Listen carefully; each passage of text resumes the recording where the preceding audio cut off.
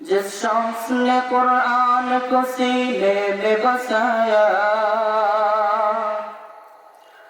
जिस शख्स ने कुरान को सीने में बसाया, फिरदौस मुअल्ला में मकान अपना बनाया, फिरदौस मुअल्ला में मकान अपना बनाया।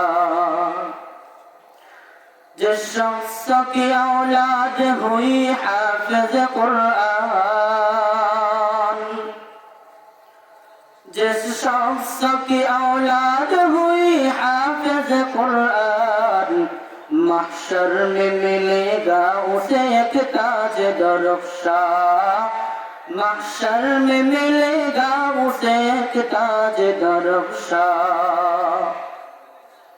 10 अहले जहन्नम की सुपारिश करेगा, 10 अहले जहन्नम की सुपारिश करेगा, फिरदौस मिले कर उन्हीं साथ चलेगा, फिरदौस मिले कर उन्हीं साथ चलेगा। 10 नेकियां हर हर्फ पे पाता है मुसलमान, 10 नेकियां हर हर्फ पे पाता है मुसलमान।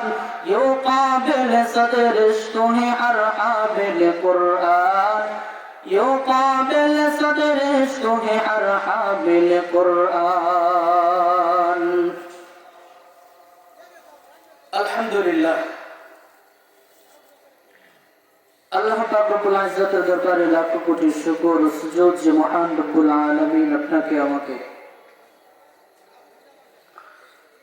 এই মাত্রায় দারুস সালাম হাফেজিয়া মাদ্রাসা এন্ড একাডেমি কর্তৃক আয়োজিত 13তম অধিবেশন বাৎসরিক তাফসীরুল কোরআন ওয়াজ মাহফিলে আসার এবং বসার তৌফিক দান করেছেন।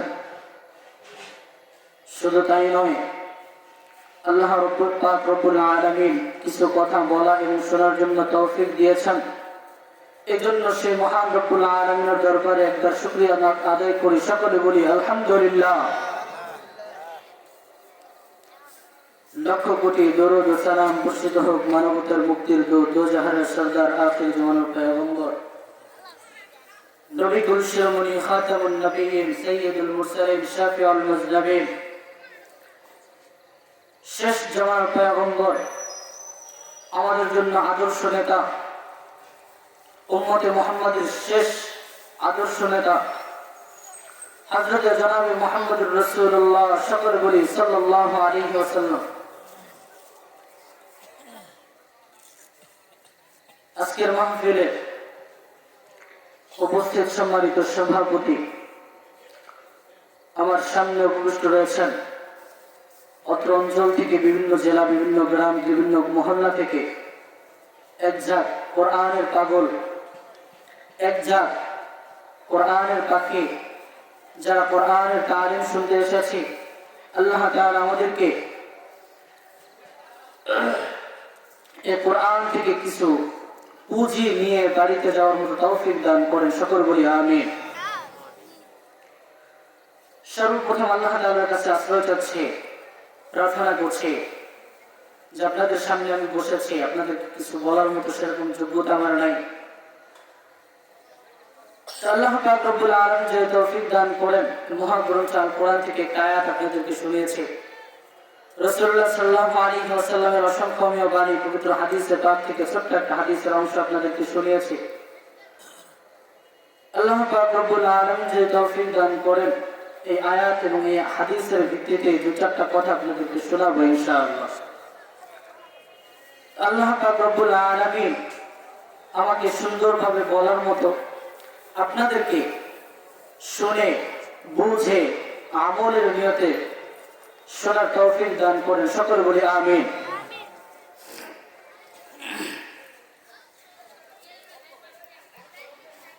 আপনাদের সামনে মহাগ্রন্থ আল কোরআন থেকে একটা আয়াত আপনাদেরকে শুনিয়েছি। আয়াত এবং কবিদের কিছু আশার আপনাদেরকে শুনিয়েছি। হয়তো আয়াত এবং শেরগুলো শুনে হয়তো আমরা অনেকেই ধারণা করতে পেরেছি যে কোন বিষয়ের উপর আলোচনা হতে পারে। আমরা যেহেতু এক মাদ্রাসার মাহফিল এসেছি, যে মাদ্রাসাগুলোতে কোরআনের তালিম দেওয়া হয়, যে মাদ্রাসাগুলোতে ছোট ছোট মাসুম বাচ্চাদেরকে আরবি শেখানো হয়, রাসূলুল্লাহ সাল্লাল্লাহু আলাইহি ওয়াসাল্লামের অসংখ্য বাণী পবিত্র হাদিসে পাক শিক্ষা দেওয়া হয়, আমাদের জীবনের চলতি পথে জীবনের শুরু থেকে নিয়ে শেষ পর্যন্ত দুনিয়াতে চলতে আখিরাতের পুঁজি উপার্জন করতে যা কিছু দরকার, যে মাসআলা মাসাইল প্রয়োজন, সেই মাসআলা মাসাইল যেই মাদ্রাসাগুলোতে পড়ানো হয়, সেই মাদ্রাসাগুলোর মধ্য থেকে একটা মাদ্রাসার আজকে বাৎসরিক মাহফিল আমরা উপস্থিত হতে পেরেছি, উপস্থিত হয়েছি। এজন্য আমরা খুশি না বাজার? সবাই খুশি? বর্তমান সময়ে আমাদের ভিতরে আমাদের মাঝে যে মাস চলছে ইংরেজিতে ডিসেম্বর মাস, বিভিন্ন শিক্ষা প্রতিষ্ঠানে এই মাসে নতুন ভর্তি নেওয়া হয়। সেই সুবাদে আমাদের এই মাদ্রাসাগুলোতেও ভর্তির একটা সুযোগ আছে। আপনার আমার সন্তান আছে, আপনার আমার নাতি নাতনি আছে, এদেরকে প্রতিষ্ঠানে ভর্তি করাবো। ছোট ছোট বাচ্চা, এদেরকে শিক্ষা গ্রহণের জন্য কেউ স্কুলে পড়াবো, কেউ হাই স্কুল, কেউ কেজি, কেউ প্রাইমারি, কেউ মাদ্রাসা, কেউ হাফেজি, কেউ মক্তবে ভর্তি করব। আমাদের জন্য কোন জায়গায় আমাদের সন্তানকে ভর্তি করা আমাদের জন্য নিরাপদ? শুধু নিরাপদ নয়, কোন জায়গাতে কোন প্রতিষ্ঠানে ভর্তি করলে আমার সন্তান, আপনি, আমি শান্তিতে থাকতে পারবো, দুনিয়া এবং আখিরাত উভয় জগতে লাভবান হতে পারবো, এই বিষয়কে কেন্দ্র করে কয়েকটা হাদিস আপনাদেরকে শোনাবো ইনশাআল্লাহ। সবাই শুনবেন তো ইনশাআল্লাহ? সবাই শুনবেন? আল্লাহ তাআলা আমাদেরকে শোনার মতো তৌফিক দান করেন। এই মাদ্রাসাগুলোতে ছোট ছোট মাসুম বাচ্চাদেরকে কোরআন শেখানো হয়, আরবি শেখানো হয়। দেখেন, আজকে যদি আমরা কোরআন পড়ি, হাদিস পড়ি, দুনিয়াতে কোনো লাভ আছে? নাই? আছে। আখিরাতে আছে। দুনিয়াতেও লাভ আছে, আখিরাতেও লাভ আছে। হয়তো বাহ্যিক দৃষ্টিতে আমরা দেখি যারা মাদ্রাসায় পড়ে এদের কোনো দাম দুনিয়ার সমাজ দেয় না। যারা কোরআন জানলেওয়ালা, যারা কোরআন পড়ে, এদেরকে দুনিয়ার মানুষ সম্মান দেয় না। কিন্তু দুনিয়ার জমিনে এদের সম্মান আছে। আছে না নাই? আছে। কিভাবে আছে? কয়েকটা উদাহরণ দিই আপনাদেরকে। এক, মহাগ্রন্থ আল কোরআনের ভিতরে আল্লাহ পাক রব্বুল আলামিন বলেন, যে ব্যক্তি কোরআন পড়ে, কোরআন শিখে, আল্লাহ পাক রব্বুল আলামিন তাদের মর্যাদা দুনিয়া আখিরাত উভয় জগতে বৃদ্ধি করে দেন। সবাই বলি সুবহানাল্লাহ।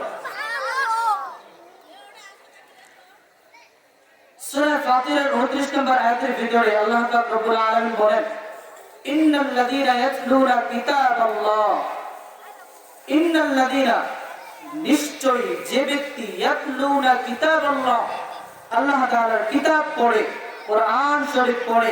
দ্বিতীয় নাম্বার, ওয়া আকামুস সালাহ, এবং সালাত আদায় করে।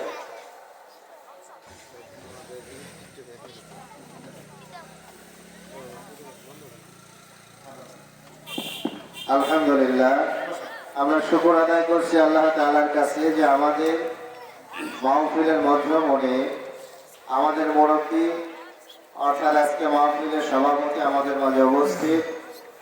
সভাপতি আসনে বসার জন্য আমি তাকে সুবিধায় অনুরোধ করছি। তো এই পর্যায়ে ভাইরা, অনেক লোক বাইরে ঘোরাফেরা করা দেখেছে ভাই, মেহেরবানি করে আমরা মাহফিলের প্যান্ডেলে এসে বসলে ভালো হয়। দয়া করে এদিক সেদিক ঘোরাফেরা না করে আমরা মাহফিলের প্যান্ডেলে বসি এবং মাহফিলটাকে আমরা সাফল্য মণ্ডিত করি। আসসালামু আলাইকুম। যে কথা বলতেছিলাম, আল্লাহ পাক রব্বুল আলামিন সূরা ফাতিরের 29 নম্বর আয়াতের ভিতরে বলেন, ইন্নাল্লাযীনা ইয়াতলুনা কিতাবাল্লাহ,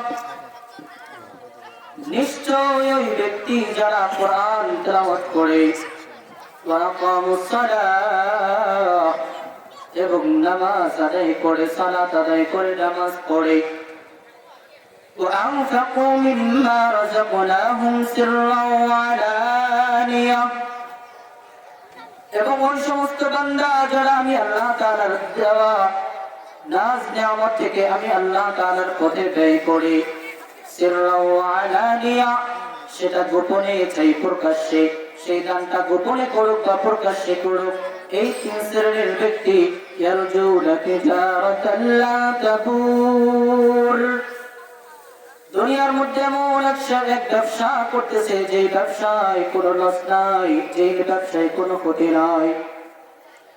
আল্লাহ তাআলা কি বলেন, যারা এই তিনটা কাজ করে, ইয়াতলুনা কিতাবাল্লাহ, আল্লাহ তাআলার কালাম পড়ে, ওয়া আকামুস সালাহ, নামাজ আদায় করে, তিন ওয়া আনফাকু মিম্মা রাযাকনাকুম, আল্লাহ তাআলার প্রদত্ত নিয়ামত থেকে আল্লাহর রাস্তায় ব্যয় করে, এই তিন শ্রেণীর ব্যক্তি দুনিয়ার মধ্যে এমন এক ব্যবসায় লিপ্ত যেই ব্যবসায় কোনো লস নেই।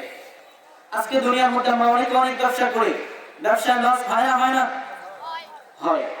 আল্লাহ তাআলা বলেন এই তিন শ্রেণীর ব্যক্তি এমন ব্যবসা করতেছে এই ব্যবসায় কোনো লস নাই। ব্যবসার ফায়দা কি? আল্লাহ পাক রব্বুল আলামিন পরের আয়াতের ভিতরে বলেন, সূরা ফাতিরের 30 নম্বর আয়াত, লিওয়াফিয়াহুম উজুরাহুম ওয়া ইয়াজিদাহুম মিন ফাদলিহি, লিওয়াফিয়াহুম উজুরাহুম, আল্লাহ তাআলা ওই বান্দাদের প্রতি পূর্ণ প্রতিফল দান করেন। আল্লাহ তাআলা কি করেন? ওই বান্দার প্রতি পরিপূর্ণ প্রতিফল দান করেন। ওয়াজিদুহুম মিন ফাদলিহি, এবং আল্লাহ তাআলা সর্বদা ওই বান্দাদের প্রতি অনুগ্রহ বৃদ্ধি করে দেন। আল্লাহ তাআলার দয়া অনুগ্রহ কি করেন? বৃদ্ধি করে দেন। তাহলে যারা কোরআন পড়ে এদের দাম আছে না নাই? আছে? আছে। এক নম্বর কথা গেল। দ্বিতীয় নম্বর, রাসূলুল্লাহ সাল্লাল্লাহু আলাইহি ওয়াসাল্লাম বলেন, যারা কোরআনের সাথে সম্পৃক্ত, যারা কোরআনের সাথে সম্পর্ক রাখে, আল্লাহ তাআলা তাদের সম্মানকে বৃদ্ধি করে দেন। সুবহানাল্লাহ। যারা কোরআনের সাথে সম্পর্ক রাখে, আল্লাহ তাআলা তাদেরকে তাদের সম্মানকে কি করেন? বৃদ্ধি করে দেন। দেখেন, আমরা ব্যবসার উদ্দেশ্যে, বিভিন্ন কাজের উদ্দেশ্যে গাছ লাগাই না? গাছ লাগাই না? লাগাই না? লাগাই। এই গাছ থেকে কি হয়? কাঠ হয়। এই কাঠের মাধ্যমে আমরা কি করি? বাড়ি করি, চেয়ার বানাই, টেবিল বানাই, খাট বানাই, যা যা মনে চায় সবকিছু আমরা তৈরি করি। করি না? করি না? আবার ওই একই গাছের কাঠের মাধ্যমে আমরা কোরআন পড়নেওয়ালা রেহাল তৈরি করি। তৈরি করি না? করি না? আজকে দেখেন, এই চেয়ারের উপর আমরা বসে আছি, চেয়ার এটা গাছের কাঠ না অন্য কিছু? গাছের কাঠ। সামনে টেবিল আছে, টেবিলটা কি গাছের কাঠের মাধ্যমে না অন্য কিছু? গাছের কাঠের মাধ্যমে। কোরআন পড়নেওয়ালা যে রেহাল তৈরি হয়, ওই রেহালটা কিসের মাধ্যমে তৈরি হয়? কাঠের মাধ্যমে। এই চেয়ারের উপর বসলাম, টেবিলের উপর পা রাখলাম, চেয়ার এবং টেবিল, এটাকে কি আমরা সম্মান করলাম? করিনি। অথচ দেখেন, এই কাঠের তৈরি রেহাল পা লাগানো তো দূরের কথা, যদি হাত থেকে পড়েও যায় তাকে উঠিয়ে বুকের মধ্যে জড়িয়ে ধরি, দুটো চুমু খাই, তাকে সম্মান করি। কেন? এর সম্পর্ক কার সাথে? কোরআনের সাথে। আল্লাহ তাআলা বলেন, যার সম্পর্ক কোরআনের সাথে, আমি আল্লাহ তাআলা ওই ব্যক্তি এবং যেই বস্তুই হোক না কেন তার মান সম্মান আল্লাহ তাআলা দুনিয়ার জমিনে বৃদ্ধি করে দেন। সুবহানাল্লাহ। রাসূলুল্লাহ সাল্লাল্লাহু আলাইহি ওয়াসাল্লাম হাদিসের ভাষায় বলেন, সুনান ইবনে মাজাহ হাদিসের কিতাবের মধ্যে 218 নম্বর হাদিসের মধ্যে আসছে, রাসূলুল্লাহ সাল্লাল্লাহু আলাইহি ওয়াসাল্লাম বলেন, হযরত ওমর রাদিয়াল্লাহু তাআলা আনহু থেকে বর্ণিত, আর ওমর ইবনে খাত্তাব রাদিয়াল্লাহু তাআলা আনহু থেকে বর্ণিত হাদিসের মধ্যে ওমর রাদিয়াল্লাহু তাআলা আনহু বলেন যে, আমার শাসন আমলে, অর্থাৎ ওমর রাদিয়াল্লাহু তাআলা আনহু যখন শাসন করেন, অর্ধজগতের বাদশা ছিলেন হযরত ওমর ফারুক রাদিয়াল্লাহু তাআলা আনহু, তার শাসন আমলে তিনি এক ব্যক্তি, এক সাহাবীকে মক্কার গভর্নর নিযুক্ত করলেন। লাকিয়া ওমর ইবনে খাত্তাব বিউসফান ওয়া কানা ওমর ইসতামালাহু আলা মক্কা। ওমর রাদিয়াল্লাহু তাআলা আনহু বলেন যে, আমি এক সাহাবীকে, ওই সাহাবীর নাম হচ্ছে নাফি ইবনে আব্দুল হারিস। নাম কি? নাফি ইবনে আব্দুল হারিস। শুধু নামটা মনে রাখি, নাম হচ্ছে নাফি। ওমর রাদিয়াল্লাহু তাআলা আনহু বলতেছেন, এই নাফি, ওনাকে আমি মক্কার গভর্নর হিসেবে নিযুক্ত করেছি। আর এই নাফি এর অধীনে আরো কয়েকজন নেতাকর্মী ছিল। এই নাফি তার অঞ্চলের ভিতরে একটা মহল্লার জন্য আরেকজন ব্যক্তিকে শাসন কার্য হিসেবে বুঝিয়ে দিলেন। ওই সাহাবীর নাম ছিল ইবনে আবজা। এই সাহাবীর নাম কি? ইবনে আবজা। ওমর রাদিয়াল্লাহু তাআলা আনহু জিজ্ঞাসা করলেন, হে নাফি, তোমার ওই এলাকার জন্য কাকে নিযুক্ত করেছো? তখন ওমর রাদিয়াল্লাহু তাআলা আনহু বলতেছেন, ইবনু আবজা আলাইহিম ইবনু আবজা। ওমর রাদিয়াল্লাহু তাআলা আনহু বলেন, ক্বালা ওমর ইবনু আবজা, এই ইবনে আবজা আবার কে? তখন নাফি বলতেছেন, ক্বালা রাজুলুম মিন মাওয়ালিনা, এই ইবনে আবজা হচ্ছে একজন আমাদের আযাদকৃত গোলাম। আযাদকৃত গোলাম। গোলাম চিনি আমরা? গোলাম শুধু শুনেছি। আমাদের বর্তমান জমানায় যেমন গরু ছাগল হাটে বিক্রি হয়, আগের জমানায় কি করতো? গোলাম বিক্রি করা হতো। আর এই গোলামের কাজ এক একজন মালিক গোলাম কিনে নিয়ে তারা ঘরের কাজ, বাইরের কাজ, নিজের যাবতীয় যে কাজ, এই কাজগুলো করাতো। নাফি ইবনে আব্দুল হারিস বলতেছেন, এই এলাকার জন্য যাকে নিযুক্ত করেছি ইবনে আবজা, তিনি হচ্ছে একজন আযাদকৃত গোলাম। ওমর রাদিয়াল্লাহু তাআলা আনহু বলতেছেন, আযাদকৃত গোলাম একে শাসন কার্য দেওয়ার কারণ কেন দিলেন? তখন নাফি বলতেছেন, ক্বালা ওমর ইবনু ক্বালা ইন্নাহু ক্বারিউন লিকিতাবিল্লাহি তাআলা। তিনি বলতেছেন, এই যদিও একজন আযাদকৃত গোলাম, তার ভিতরে তিনটা বিশেষ গুণ আছে, যে গুণ থাকার কারণে আমি তাকে এই স্থানে শাসন কার্য বুঝিয়ে দিয়েছি। এর ভিতরে এক নাম্বার গুণ, সে আল্লাহ তাআলার কোরআন সম্পর্কে পরিপূর্ণ জ্ঞান রাখেন। সুবহানাল্লাহ। সে কি করেন? আল্লাহ তাআলার কালাম সম্পর্কে পরিপূর্ণ জ্ঞান। দ্বিতীয় নাম্বার গুণ, আলিমুম বিল ফারাইজ, এবং ইলমে ফারাইজ সম্পর্কে যত মাসআলা মাসাইল আছে সব কিছু সম্পর্কে তার ধারণা আছে। তৃতীয় নাম্বার, ওয়াকাজি, এবং বিচার সম্পাদনা করার জন্য, সঠিক বিচার আদায়ের জন্য যা দরকার, যা কিছু জানা দরকার সব কিছু তার ভিতরে আছে।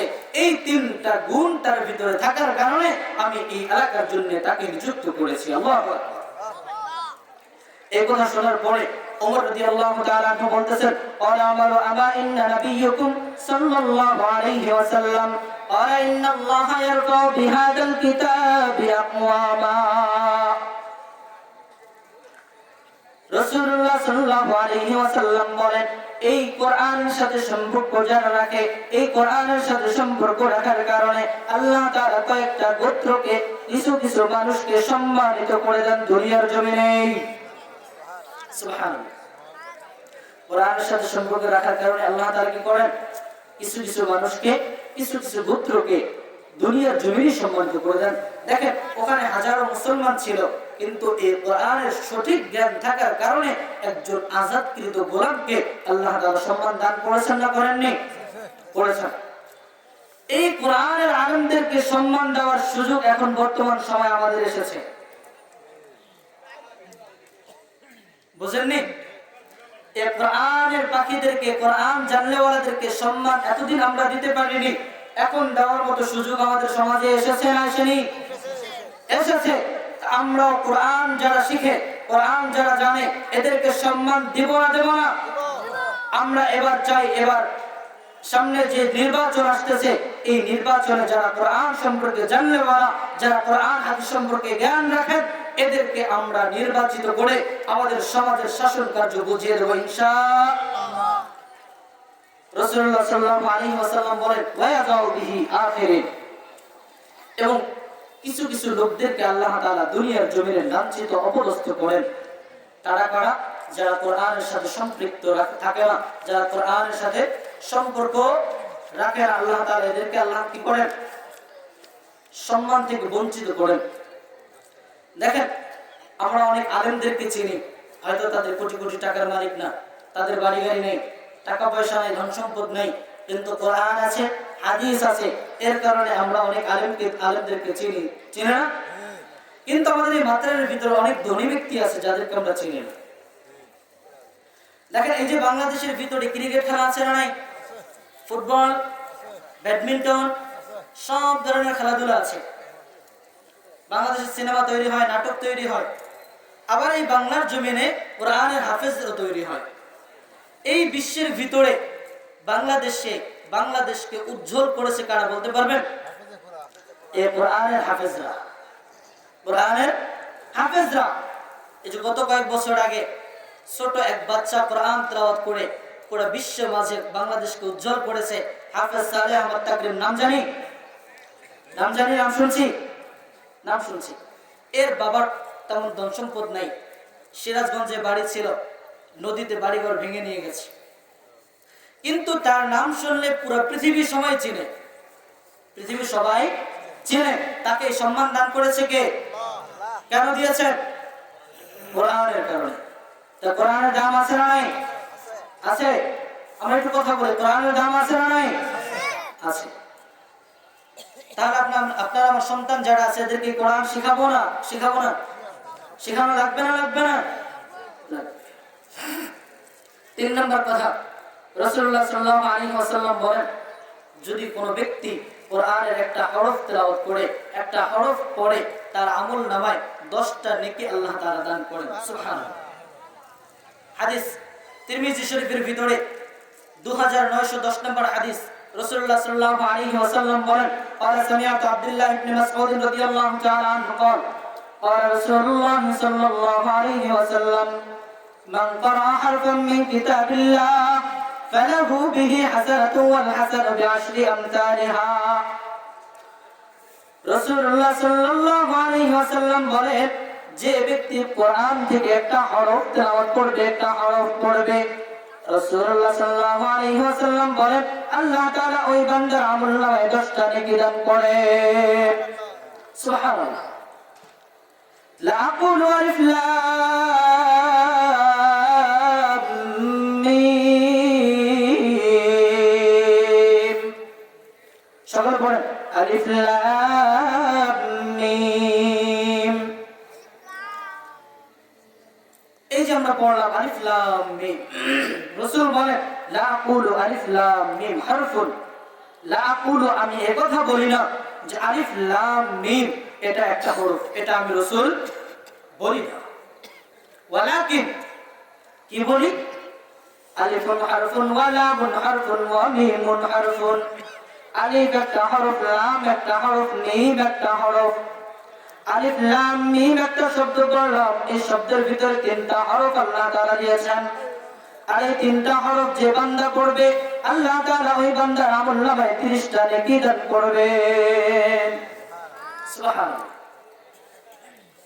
তা কোরআনের দাম আছে না নাই? কোরআনের একটা হরফ পড়লে আল্লাহ তাআলা বান্দার আমলনামায় কয়টা নেকি দান করেন? 10টা। পৃথিবীর বুকে অনেক হাজারো কিতাব আছে, হাজারো বই আছে, বাংলা, ইংরেজি, ইতিহাস, ভূগোল, সমাজ বিজ্ঞান, হাজারো বই আমরা পড়ে থাকি। পৃথিবীর কোন লেখক, পৃথিবীর কোন বইয়ের লেখক একথা বলতে পারবে যে আমার বই, আমার বাংলা, আমার ইংরেজি, আমার গণিত, আমার সাধারণ জ্ঞান, আমার ইতিহাস, আমার ভূগোল, আমার সমাজ, আমার বিজ্ঞান, এই যে বইগুলো রচনা করেছি, একটা হরফ পড়বা, একটা অক্ষর পড়বা, 10টা নয় 5টা করে নেকি পাবা, এরকম কোন লেখক বলতে পারবে? পারবে না। কিন্তু পৃথিবীর মধ্যে এমন একটা কিতাব আছে, যে কিতাবের ভিতরে কোনো ভুল নাই, যে কিতাবের মধ্যে কোনো সন্দেহ নাই, সেই কিতাবের লেখনেওয়ালা যিনি এই কিতাবকে অবতীর্ণ করেছেন, তিনি বলেন এই কিতাব যে পড়বে, শুধু কিতাব নয়, এই কিতাবের মধ্য থেকে একটি হরফ যে ব্যক্তি পড়বে, ওই ব্যক্তির আমলনামায় আমি আল্লাহ তাআলা 10টা করে নেকি দান করব। সুবহানাল্লাহ। কোরআন পড়ার দরকার আছে না নাই? আমরা পড়ি না? আগের জমানায় শুনতাম, যখন লোকজন বাড়ির পাশ দিয়ে হেঁটে যেত, ফজরের পরে, মাগরিবের পরে বাড়ির ভিতর থেকে, ঘরের ভিতর থেকে কোরআনের আওয়াজ আসতো, কোরআন পড়ার আওয়াজ আসতো। আর এখন আওয়াজ শোনা যায়? যায় না। বরং সন্তানকে যদি বলা হয় বাবা তুমি কোরআন পড়ো, সন্তান পড়তে রাজি না। এখন আমরা কোরআন পড়ি না। শুধু আমরা পড়ি না তা বললে ভুল, বরং আমাদের সন্তান যারা আছে এদেরকেও আমরা কোরআন শিখাই না, ঠিক না? কোরআন শিখাই?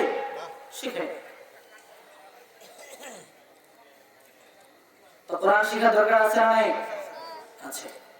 4 নম্বর কথা, যে ব্যক্তি কোরআন পড়ে, আল্লাহ পাক রব্বুল আলামিন রাসূলুল্লাহ সাল্লাল্লাহু আলাইহি ওয়াসাল্লামের মাধ্যমে জানিয়ে দিয়েছেন, যে ব্যক্তি কোরআন পড়বে, দুনিয়ার মধ্যে সবচেয়ে উত্তম ওই ব্যক্তি যে কোরআন পড়ে এবং যে কোরআন পড়ায়। যে কোরআন পড়ে এবং অন্যকে। عن علي بن ابي طالب رضي الله تعالى عنه قال قال رسول الله صلى الله عليه وسلم خيركم من تعلم القرآن وعلمه। রাসূলুল্লাহ সাল্লাল্লাহু আলাইহি ওয়াসাল্লাম বলেন, দুনিয়ার মধ্যে সর্বোত্তম ওই ব্যক্তি যে নিজে কোরআন শিখে এবং অন্যকে শেখায়। যে কোরআন শিখে এবং অন্যকে শেখায়, এরাই দুনিয়ার মধ্যে সবচেয়ে শ্রেষ্ঠ। আল্লাহ তাআলা কোরআন পড়নেওয়ালা এবং পড়ানেওয়ালাকে সম্মান দিয়েছেন, অথচ আমরা দুনিয়ার মুসলমান, আমরা যারা দুনিয়াতে আছি, আমরা এদেরকে কি ধরনের সম্মান করি না, এদেরকে তুচ্ছ তাচ্ছিল্য করি। শুধু এটাই নয়, এদেরকে বিভিন্ন ভাষায় গালিগালাজ করি না করি না? আফসোস। অথচ আল্লাহ এবং আল্লাহর রাসূল কি বলেছেন, যারা কোরআন পড়ে এবং যারা কোরআন পড়ায় দুনিয়ার মধ্যে সবচেয়ে শ্রেষ্ঠ ব্যক্তি হচ্ছে তারা। এই শ্রেষ্ঠ ব্যক্তিদেরকে আমরা সম্মান করবো ইনশাআল্লাহ। 5 নম্বর কথা, আলোচনা অনেক লম্বা, সময় যেহেতু কম, এই কারণে অল্পতে টেনে নিচ্ছে। 5 নম্বর কথা, যে ব্যক্তি কোরআন পড়ে, রাসূলুল্লাহ সাল্লাল্লাহু আলাইহি ওয়াসাল্লাম বলেন, ওই ব্যক্তির তুলনা কমলা লেবুর মতো। সে ব্যক্তির তুলনা কার মতো? সুমিষ্ট কমলা লেবু। হাদিসের ভাষায় আসে উত্রুজ্জা। উত্রুজ্জা এটা বাংলাদেশে পাওয়া যায় না, সৌদিতে পাওয়া যায়। এটা হচ্ছে কমলার মতো একটা ফল। এর কমলার চেয়ে আরো ঘ্রাণ যুক্ত, আরো ঘ্রাণ, মিষ্টি ঘ্রাণ, এবং এর চেয়ে আরো স্বাদ। রাসূল বলেন, যারা কোরআন পড়ে আল্লাহ তাআলার নিকট ওই ব্যক্তি হচ্ছে উত্রুজ্জা ফলের মতো। নবী মুসা আশআরী রাদিয়াল্লাহু তাআলা আনহু قال قال رسول الله صلى الله عليه وسلم مثل المؤمن الذي يقرأ القرآن كمثل الأترجة। রাসূলুল্লাহ সাল্লাল্লাহু আলাইহি ওয়াসাল্লাম বলেন, যে মুমিন ব্যক্তি কোরআন তেলাওয়াত করে তার দৃষ্টান্ত হচ্ছে কামাতারিল উতরুজ্জা, উতরুজ্জা ফলের মতো, অর্থাৎ সুঘ্রাণ সুমিষ্টি কমলা লেবুর মতো। রিহুহা তাইয়িবুন ওয়া তা'মুহা তাইয়িবুন, যার ঘ্রাণটাও বড় চমৎকার এবং তার স্বাদটাও বড় চমৎকার। দ্বিতীয় নম্বর, আমাতারুল মুমিনিল্লাযী লা ইয়াকরাউল কুরআন, আর যে মুমিন ব্যক্তি কোরআন পড়ে না, কামাতারিল তামারা, কামাতারিল তামরা, ওই ব্যক্তির উদাহরণ হচ্ছে খেজুরের মতো। যে ব্যক্তি কোরআন পড়ে না, যে মুমিন কোরআন পড়ে না, তার দৃষ্টান্ত কার মতো? খেজুরের মতো। লা রিহা লাহা, যার কোনো ঘ্রাণ নাই, ওয়াতামুহা উলবুন, যার স্বাদ হচ্ছে মিষ্টি। খেজুর মিষ্টি না? খেজুর কোনো ঘ্রাণ আছে? রাসূল বলেন, যে মুমিন ব্যক্তি কোরআন পড়ে না, তার দৃষ্টান্ত হচ্ছে তামরা, খেজুরের মতো, যার ঘ্রাণ নাই কিন্তু কি আছে? স্বাদ আছে। তৃতীয় নম্বর, রাসূল বলেন, ওয়ামাতালুল মুনাফিকিল্লাযী ইয়াকরাউল কুরআন, যে মুনাফিক ব্যক্তি ইয়াকরাউল কুরআন, কোরআন তেলাওয়াত করে, কোরআন পড়ে, মাতালুর রায়হানা, তার দৃষ্টান্ত হচ্ছে গোলাপ ফুলের মতো। যে মুনাফিক কোরআন তেলাওয়াত করে তার দৃষ্টান্ত কার মতো? রায়হানা, গোলাপ ফুলের মতো।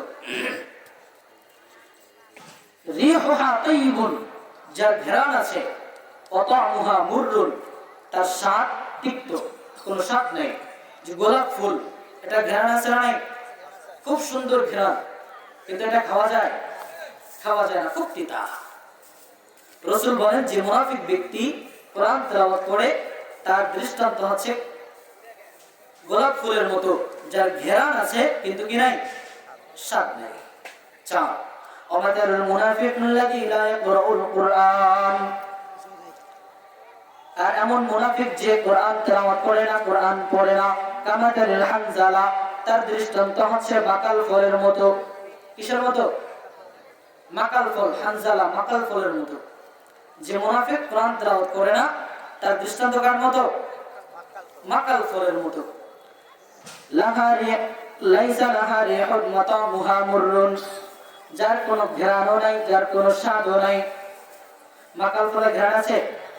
স্বাদ আছে? নাই। রাসূল বলেন, যে মুনাফিক ব্যক্তি কোরআন পড়ে না, সে এক তো মুনাফিক, দ্বিতীয় কোরআন পড়ে না।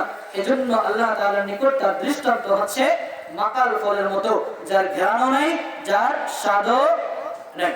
তাহলে প্রথম কি বললেন? মাতালুল মুমিনিল্লাযী ইয়াকরাউল কুরআন, যে মুমিন ব্যক্তি কোরআন পড়ে তার দৃষ্টান্ত আল্লাহ তাআলার নিকট কার মতো? উত্তরোজ্জা, সুঘ্রাণ, সুমিষ্ট কমলা লেবুর মতো। এই কোরআন পড়নেওয়ালার দাম আছে না নাই? আছে, আছে। 6 নম্বর, রাসূল বলেন, মনে করেন এই যে মাদ্রাসা ছোট ছোট মাসুম বাচ্চারা পড়াশোনা করে, এরা রাতে অধিক রাতে ওঠে, রাতে 3টা, 3:30, 4টা বাজে, ফজরের আজানের আগে ওঠে। এই যে গভীর রাতে তারা কোরআন তেলাওয়াত করে, এই কোরআন তো সাধারণ মানুষ শোনে না। শোনে? এখানে যারা ছাত্র আছে, যারা হুজুর আছে, এরাই শোনে, এর বাইরে কেউ শোনে না। আমরা শুনি রাতে 3টা বাজে বাচ্চারা কোরআন তেলাওয়াত করে, আমরা সাধারণ জনগণ যারা আছে আমরা শুনি? শুনি না। রাসূল বলেন এই বাচ্চাদের কোরআন তেলাওয়াত দুনিয়ার কোনো মানুষ যদিও না শুনে, কিন্তু আল্লাহ তাআলার রহমতের ফেরেশতারা এই কোরআন তেলাওয়াত শুনে। সুবহানাল্লাহ। রাসূলুল্লাহ সাল্লাল্লাহু আলাইহি ওয়াসাল্লাম বলেন, যখন একটা বাচ্চা রাতের শেষের দিকে উঠে কোরআন তেলাওয়াত করে, যখন দুনিয়ার সমস্ত মানুষ ঘুমিয়ে যায়, যখন গভীর ঘুমে ঘুমন্ত অবস্থায় থাকে, দুনিয়ার সাধারণ জনগণ, সাধারণ মানুষের কোনো দুনিয়াবি কোনো চিন্তা, কোনো লোভ লালসা, কোনো ধ্যান ধারণা কিছুই থাকে না, তখন ওই ছোট ছোট মাসুম বাচ্চারা ওই গভীর রাতে উঠে মহাগ্রন্থ কোরআন তেলাওয়াত করে আল্লাহ তাআলাকে ডাকে, আল্লাহ তাআলার হুকুম পবিত্র ফজরের নামাজ আমাদের সহিত আদায় করে। এই ছোট ছোট মাসুম বাচ্চারা যে নামাজ পড়লো, কোরআন তেলাওয়াত করলো, এটা দুনিয়ার কোনো সাধারণ মানুষ যদিও না শুনে, আল্লাহ তাআলার রহমতের ফেরেশতারা শুনে। এর একটা হাদিস রাসূলুল্লাহ সাল্লাল্লাহু আলাইহি ওয়াসাল্লাম বলেন, মুসলিম শরীফের ভিতরে 1732 নম্বর হাদিসের মধ্যে উল্লেখ করেন যে রাসূলুল্লাহ সাল্লাল্লাহু আলাইহি ওয়াসাল্লাম বলেন, আন্না উসাইদ ইবনে হুযাইর রাদিয়াল্লাহু তাআলা আনহু বাইনাহুমা হুয়া লাইলাতুন ইয়াকরাউ ফি মিরবাতি। উসাইদ ইবনে হুযাইর রাদিয়াল্লাহু তাআলা আনহু তার আস্তাবলের ভিতরে, তার ঘোড়ার আস্তাবলের ভিতরে বসে বসে কোরআন তেলাওয়াত করতেছিলেন। এতে জানাত ফরাসুহু, যখন কোরআন তেলাওয়াত করে ঘোড়াগুলো লাফাইতে লাফাইতে ছটফট করতে করতে লাফায়। আর ওই স্থানের পাশে উসাইদ ইবনে হুযাইর রাদিয়াল্লাহু তাআলা আনহুর সন্তান ইয়াহইয়া পাশে ঘুমোচ্ছিলেন। উসাইদ ইবনে হুযাইর রাদিয়াল্লাহু তাআলা আনহু যখন কোরআন তেলাওয়াত করে, ওই ঘোড়া লাফাতে থাকে। ঘোড়া যখন লাফায়, উসাইদ ইবনে হুযাইর কোরআন তেলাওয়াত বন্ধ করে দেয়। কিছুক্ষণ পরে আবার কোরআন তেলাওয়াত শুরু করে, ঘোড়া আবার লাফানো শুরু করে।